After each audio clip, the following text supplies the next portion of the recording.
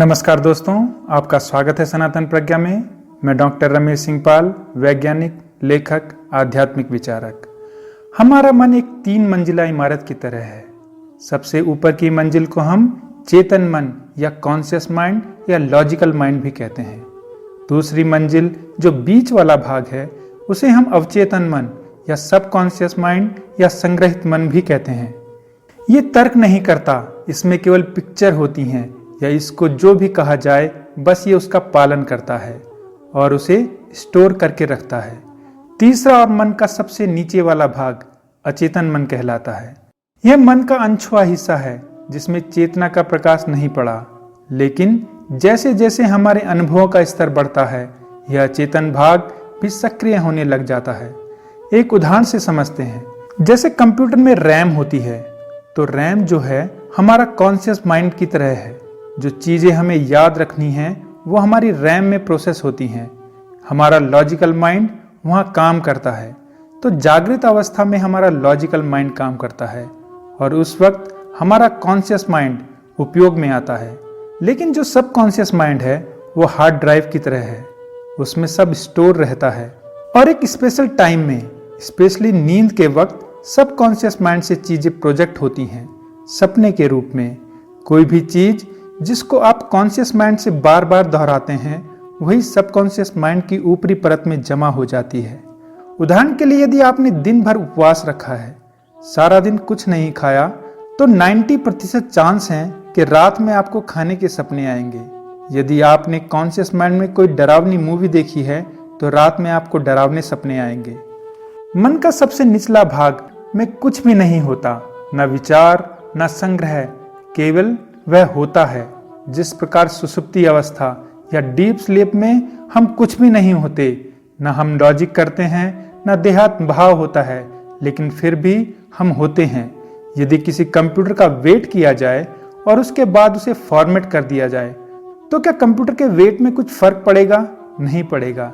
लेकिन अब उसमें से रैम और हार्ड ड्राइव की जो चीजें थी वो नहीं रहेंगी, लेकिन वो स्टोरेज स्पेस अभी भी रहेगा। उसी प्रकार हमारे अचेतन मन में हमारा चेतन और अवचेतन मन समा जाता है, क्योंकि उस अचेतन मन से ही चेतन और अवचेतन मन बना है। डीप स्लीप या सुसुप्ति की अवस्था में केवल खाली स्पेस रहता है और कुछ नहीं। शिव सूत्र साधना में एक मंत्र आता है, चित्तम मंत्र। चित्त ही मंत्र है या मंत्र ही चित्त का निर्माण कारक है। मंत्र हम एक सिद्धांत को कहते हैं। यदि हम किसी भी शब्द को बार बार दोहराते हैं तो उस मंत्र की शक्ति उसमें उत्पन्न होने लग जाती है और वो शब्द स्थूल रूप से भी हमें घटित होने जैसा लगने शुरू हो जाता है। ये होता है हमारे सबकॉन्शियस माइंड की शक्ति के कारण। तो सेल्फ हाइप्नोसिस या आत्म सम्मोहन सबकॉन्शियस माइंड को प्रोग्राम करने की एक विधि है। इसका बहुत ही साधारण नियम यह है कि यदि हम अपने सबकॉन्शियस माइंड में कोई बात बिठा दें तो वो हमारी लाइफ का एक पार्ट बन जाती है, वो हमारे साथ घटित होने लग जाती है।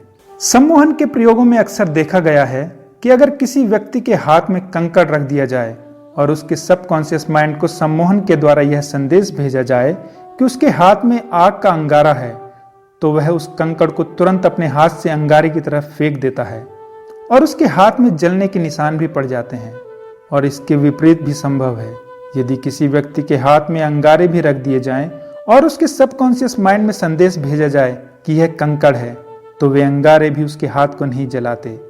चीन के आक्रमण से पहले तिब्बत यूनिवर्सिटी के लहासा विश्वविद्यालय में केवल उन्हीं छात्रों को एमबीबीएस की डिग्री दी जाती थी जो रात की कड़कड़ाती सर्दी में भी अपने शरीर से पसीना निकाल देते थे, केवल अपनी संकल्प शक्ति और आत्म सम्मोहन के द्वारा। So we can say this gross body is just a mirror of your subtle body, that is your subconscious mind।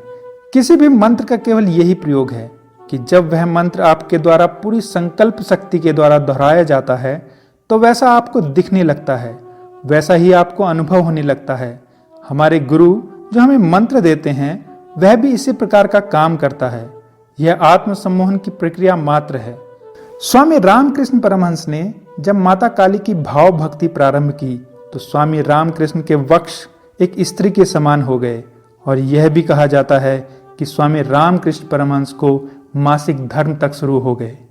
उन्हें माता काली दिखने लगी उनके हाथ से खाना खाने लगी। क्या आपको लगता है कि कोई माता काली वाकई में आती होंगी और उनके हाथ से खाना खाती होंगी? लेकिन रामकृष्ण परमहंस के लिए बिल्कुल सत्य था, इतना ही सत्य जितना रामकृष्ण परमहंस का स्वयं का अस्तित्व। बहुत से मनोवैज्ञानिक मानते हैं कि आत्म सम्मोहन मनुष्य की बीमारी को ठीक करने के लिए एक कारगर तरीका है। एक प्रसिद्ध वैज्ञानिक हुआ माइकल कुए। उसने बिना किसी दवाई के केवल ऑटो सजेशन और सेल्फ हाइप्नोसिस के द्वारा लाखों लोगों को असाध्य बीमारी से ठीक किया। आप एक छोटा सा प्रयोग अपने आप भी कर सकते हैं। आप केवल ये रिपीट करें, I am always smiling, I am always joyful. लगातार 5-6 दिनों तक सुबह उठते ही, दिन में जब भी याद आ जाए और रात को सोने से पहले बोलें, I am always smiling, I am always joyful. एक हफ्ते के अंदर बाय डिफॉल्ट बिना आपके चाहे स्माइलिंग आपकी पर्सनालिटी का पार्ट बन जाएगी। तो दोस्तों, आत्म सम्मोहन के द्वारा आप जैसा चाहोगे वैसा होना शुरू हो जाता है। ये तो बात हुई आत्म सम्मोहन या सेल्फ हाइप्नोसिस की। अब बात करते हैं आत्मज्ञान की। इस संसार में व्यक्ति खुद को छोड़कर तमाम तरह के ज्ञान को जानने का दंभ करता है। ईश्वर, धर्म, देश विदेश, ज्ञान विज्ञान, तकनीक, साहित्य, समाज, राजनीति, लेकिन इनमें से उसका कुछ भी नहीं है। उसका सब बाहरी ज्ञान उधार का है।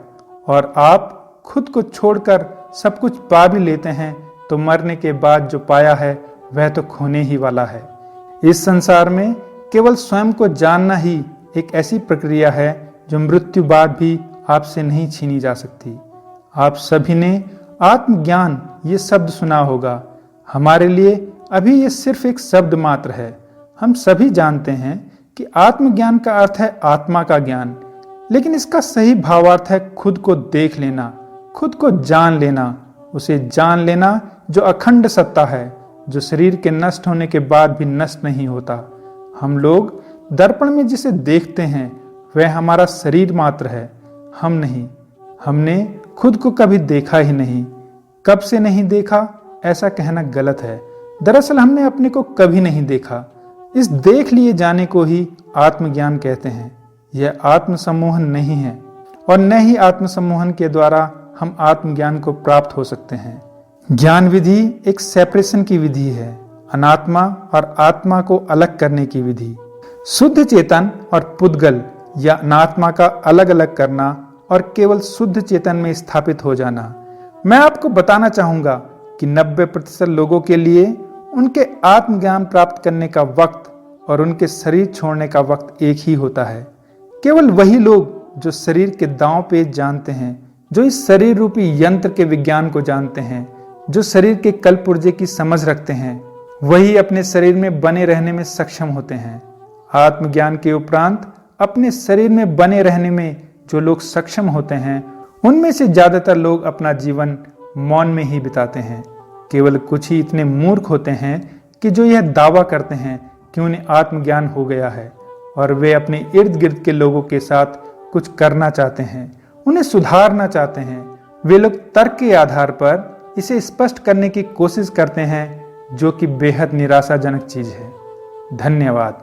आज के लिए बस इतना ही। आध्यात्मिक उन्नति तथा मोटिवेशन के लिए सनातन प्रज्ञा से जुड़ें।